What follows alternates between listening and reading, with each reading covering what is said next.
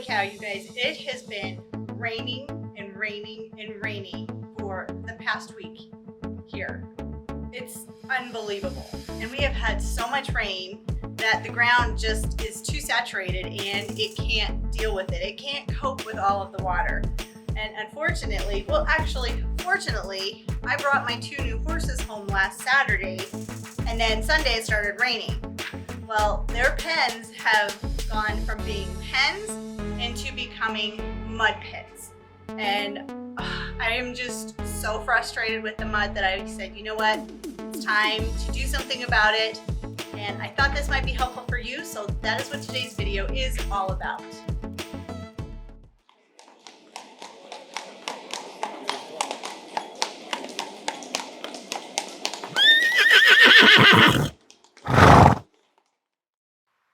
Hello, my equestrian friends. I'm probably really dirty right now because I have been outside working in my horse pens.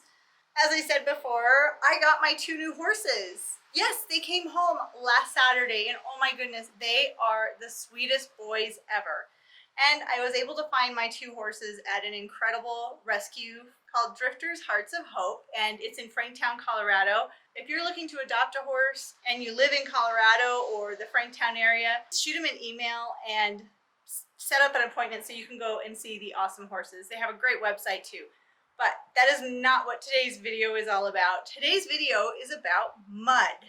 I hate mud. I am so sick of mud. Mud, mud, mud. My poor horses, I feel so horrible. I get them home, it starts raining, and their pens turn into mud pits, like a bog. It was horrible. And I finally decided, you know what, I need to do something about this because I can't let them live like this. I can't let them be in these pens that are, 6 inches deep in mud, especially the pony. He looked like he could be a spokesperson for an ASPCA commercial. He was coated in mud. It was horrible and I felt awful. And no, I don't neglect my horses, but that picture kind of shows you what I was dealing with. It was awful. Can I say that anymore?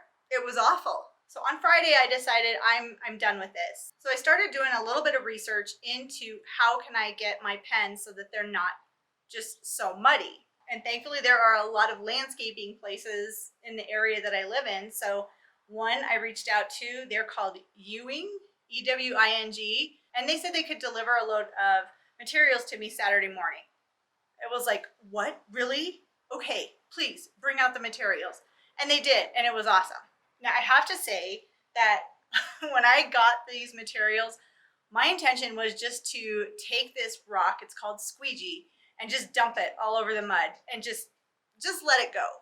But my husband knows me very well, and he knows what I was planning on doing. So he actually came out and helped me. He was like, you can't just dump that rock on top of all of the mud. It's like when you put chocolate chips in batter for making chocolate chip cookies. It's just gonna turn into mush, so you're not gonna get the benefits. And I was like, okay, you're right. So he came out to help me get rid of all of the mud, and I'm telling you, it was a lot. Thankfully, we have a tractor, so we were able to get most of the mud or the gross stuff out of their pens before we moved on to the next step. So if this is something that you're thinking about doing for yourself and it's really muddy, the first best thing that you can do, even though it's a complete hassle and it's a lot of work, is to remove all of the mud. If you have a tractor, that'll make it a lot easier. If you don't have a tractor and you have a wheelbarrow, well, you're gonna get really strong because the mud really needs to come out if you want this to be done correctly. And honestly, that was the hardest part of this entire project. So if that's the hardest part, it's not too bad, right? Right. So once we had all of the mud out, the next step was we needed to have a really good base, like a base layer in the stalls themselves. And we thought about adding dirt from our back pasture, but just like everything else, that dirt was just as saturated as my pens. So that was not a good idea and that was a no-go. However, we do have a lot of gravel that's kind of been mixed in with dirt that was at one time our driveway. But now we have a blacktop driveway, so we just had all of that rock pretty much compacted down on top of itself in front of my horse turnout area. So now this gravel that was once gravel is now kind of a gravel dirt mixture, which was perfect for the base layer for my pens. We took loads and loads of this gravel dirt and we built up the base of the pens so that they were probably about 4 to 6 inches deep of that base layer. Then we took our tractor and riding lawnmower, and this is where I got to go to work, and we really compacted the base layer down as best we could. It actually was pretty easy for me because I just had to ride the lawnmower. But my husband's really good at things like that, and I'm so grateful that he helped me. So grateful, I can't even tell you. But once we got the base layer down, our squeegee rock had come. And you're probably going, what?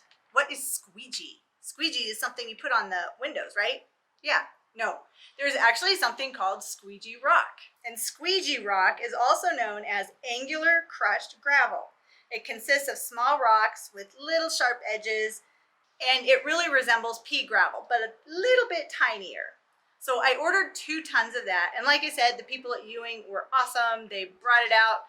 The guy brought it into our pasture, dumped it. That was pretty cool to see. I'm not gonna lie, that was pretty awesome to see that. The horses weren't too crazy about it, but it was neat. And I can tell you that 2 tons of rock, well, it sounds like it's a lot more than it really is. So my goal was to have enough of the squeegee to coat both of my stalls. The main stall that really needed to be done was Pumbaa's stall, and his was the worst. So we started with his. My husband just took 1 load at a time and we brought it into the pen. We started at the top of the pen, so like where it's connected to the barn, and worked our way down. He also used the bucket of the tractor to kind of smooth out the squeegee rock as we went along. And one of the reasons that I did decide to go with the squeegee rock is because, number one, it is very affordable, but it offers really good drainage. It allows the rainwater to drain away quickly, preventing a lot of puddling from going on. It will help to keep the area drier and make it a lot more comfortable for your horse. It also offers a lot of stability. By providing a solid foundation, the squeegee rock can help reduce the risk of slips, falls, and injuries for your horse, as well as offering improved traction around high traffic areas, like around water troughs.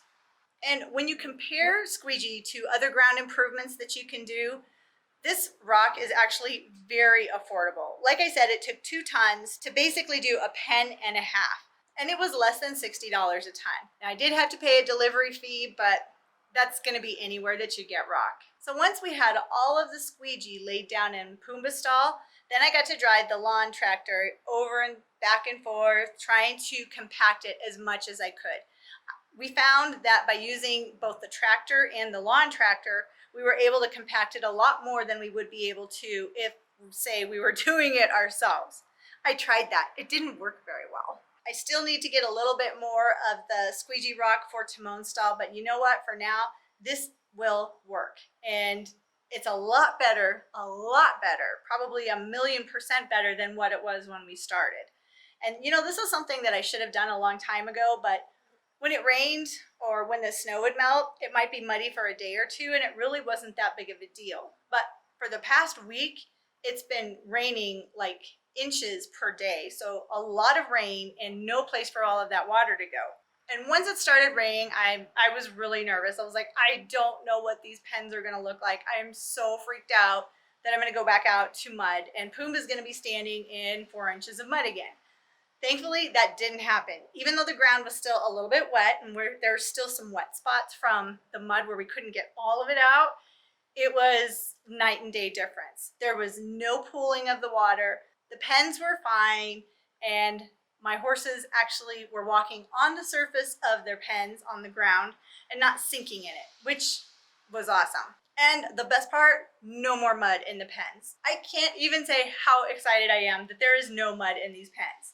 And you might be wondering, how hard is it to push a wheelbarrow through all of the rock and the dirt that we added? It's actually not hard at all. I'm able to bring a wheelbarrow, get it completely full, like my Rubbermaid wheelbarrow. I can load that thing up and drive it through the pen with no problem. Other than the wheelbarrow is really heavy when I have it that full, but it doesn't bottom out, nothing. So these stalls are so much better than they were. I'm pretty sure they're gonna last a long time, at least I hope so, and hopefully we never have rain like that again. That was way too much rain, way too much. And like I said earlier, Timon and Pumbaa are home, and I'm so happy to have them home. They've had a vet check. Everything is great. They're doing very well. They're settling in very nicely, and I think they're happy here. I hope they're happy here.